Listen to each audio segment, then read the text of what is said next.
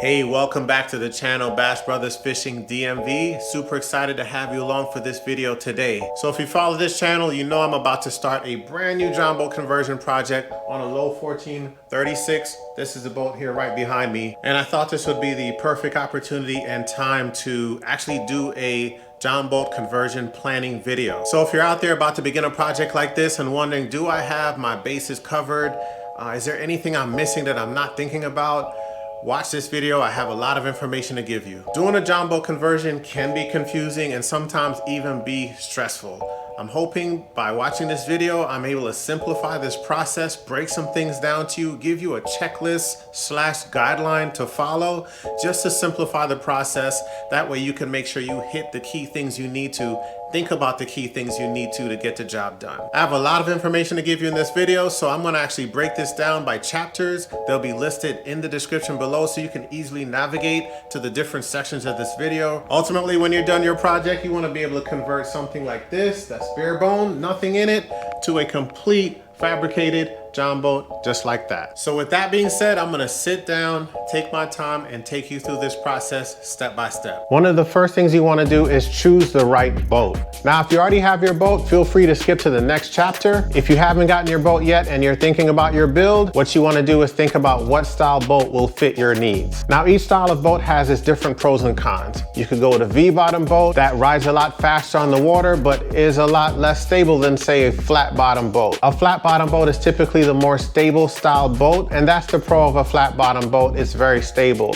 versus a con where it's these slower boat. Okay, it doesn't ride as fast in the water because it has a flat bottom that's constantly beating on the waves, beating on the water, which in essence slows the boat down. Or you have a Mod V where you live the best of both worlds. The other thing you want to think about with choosing the right boat is what size boat to get. One of the key things to consider is how many people will be fishing on this boat most of the time. Is it going to be one, or you could do a 10 to 12 foot boat?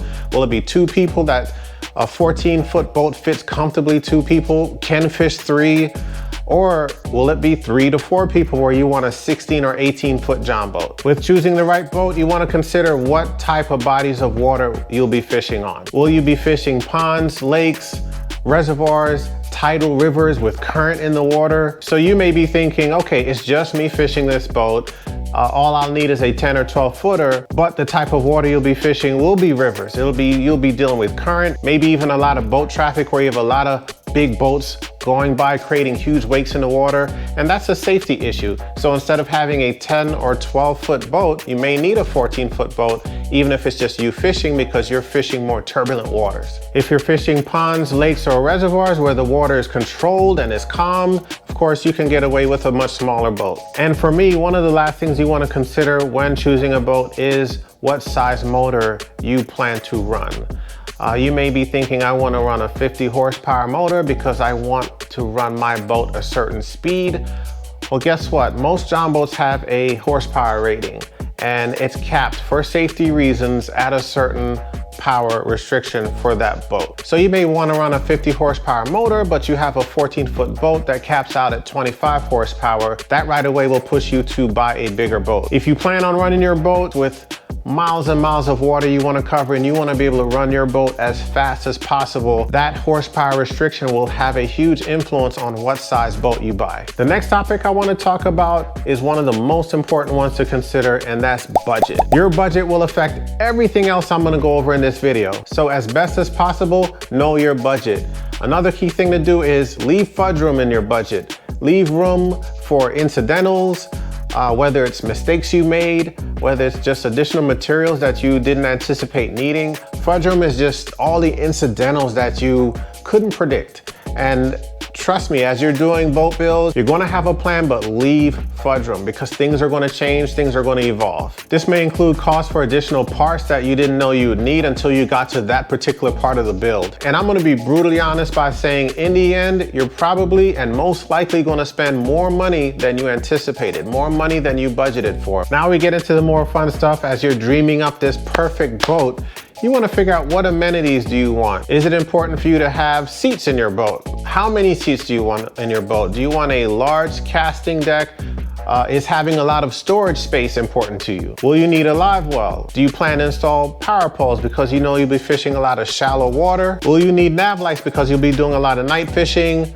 Do you want a bow mounted trolling motor? Just think about what is really important to you. And trust me, in the end, you may not be able to get everything in your boat that you had planned, but it's very important to write all this stuff down so you don't forget, especially in the planning phase. You want to make sure that you sketch it all out and account for everything that you want. And in the end, whether you have it all or not, at least you've accounted for it in your build. The next thing up to bat I want to mention is equipment. Now, when thinking about your build, it's very easy to forget about the cost involved with equipment. We're talking about trolling motors, fish finders, outboard motors, oftentimes will be more expensive than the boat and the build, depending on the equipment you buy. So you want to definitely make sure you factor in the cost of your equipment into the overall cost of getting to the finish line, getting that boat built. One thing I find very helpful for myself is having the equipment purchased before you start your build, and that's the ideal scenario.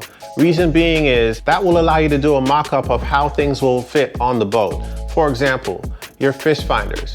You can place your fish finder in the location you think you want to put it. Your trolling motor especially. I mean, I've made a big mistake, which is on the channel, of installing my trolling motor not quite in the right spot. So being able to put your actual trolling motor that you bought for your boat in the right place and seeing how it's going to fit in the build. This will give you a real life view and how your equipment will fit into your boat build, so you know exactly how to customize your boat to fit all your equipment. The next thing you want to do when planning out your boat build is take measurements. You want to measure every part of your boat. The bow, the stern, the gunnel, the width of your boat, length, the base for flooring, how wide the bench seats are, you name it, measure it, and measure several times. The motto of measuring twice, cut once is a real thing, and that carries out from planning all the way to completion. Having those measurements in place and keeping them in front of you will also allow you to see if all of those things that you want in your boat will actually fit in your boat. It seems pretty basic to say measure your boat, but trust me, it's an easy thing to overlook. And then you get into your boat build and things don't quite match up. You might be trying to build a live well in your bench seat. You don't have things measured up properly. It will affect you. And especially in the planning phase, you want to be able to measure it up. I'll actually show you a little rough cut of what you'll have in the end. I mean, you want to draw out your boat, write down your measurements. And this is for this boat right here next to me, what I have so far. I've got measurements written out. I've got the amenities, live well, hatches. You're going to refer to this throughout your entire build. Bench measurements are also important if you plan to build hatches in your benches, or you may need to build a riser above your bench for your casting deck. You even want to measure the distance between each rib of the boat. You're going to be foaming, whether it's pour foam or sheet foaming. It's important to know the height of your ribs also. Document everything, it will come in handy. Tools. You got to plan out what tools you'll need to do this build. And I'm not talking about generic tools in your garage, screwdriver, pliers. I'm assuming you have all that already. We're talking more along the lines of rivet gun, heat gun, a saw for cutting aluminum. These are all key things that are signature to building out a John boat. This also should be factored into your budget and often overlooked. In the end, guys, you want to look at your project and say, hey, bottom line, this is going to cost me $6,000, $8,000, $10,000, whatever that number is in total, including tools, materials, equipment, you name it. Just a quick tip for you, don't buy every tool out there. A hardware store can quickly become a money pit. You don't want to fall into that trap. So when you walk in there, be focused. I need a rivet gun. I need a heat gun. I need a saw. What type of saw do I need? Do I need a jigsaw, a reciprocating saw, a band saw, a miter saw? My advice to you is start simple and get the basics. You can always add tools later. One of the last things I want to cover that's very important is materials. Of course, you can't build a John boat without the right materials, so you want to consider availability and budget. In today's economy, the prices have skyrocketed for materials, which may limit you to what you buy based on your budget. Now, in the planning phase of a build, knowing the cost of your materials will allow you to stay within your budget, or actually let you know how much over budget you're going to end up being. I know for myself, I have a complete spreadsheet. I have a long laundry list of everything down to rivets and screws that all carry a cost. Everything adds up quickly. So get online, get on these websites and do your research. With jumbo conversions, everything is custom. So take your time, do your materials research, make sure you include the cost for aluminum sheeting, aluminum tubing, angled aluminum, whether you're using plywood, carpet glue, screws, rivets, hinges, latches, and struts.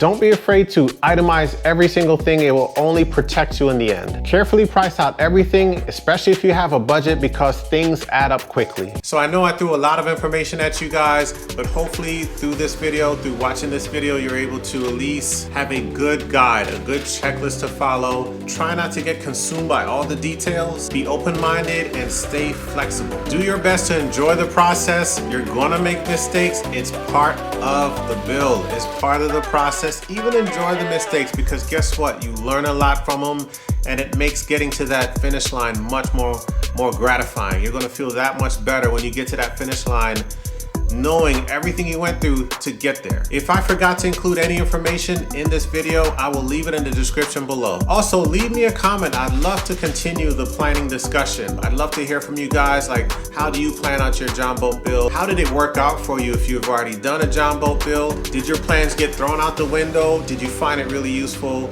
Leave a comment below. If you haven't subscribed yet, jump aboard. Subscribe to the channel, tap that notification bell so you see exactly when I upload content on this build. Leave a like and share this video out there. Help us trend this on YouTube. As always, guys, stay safe out there. We'll see you in the next video.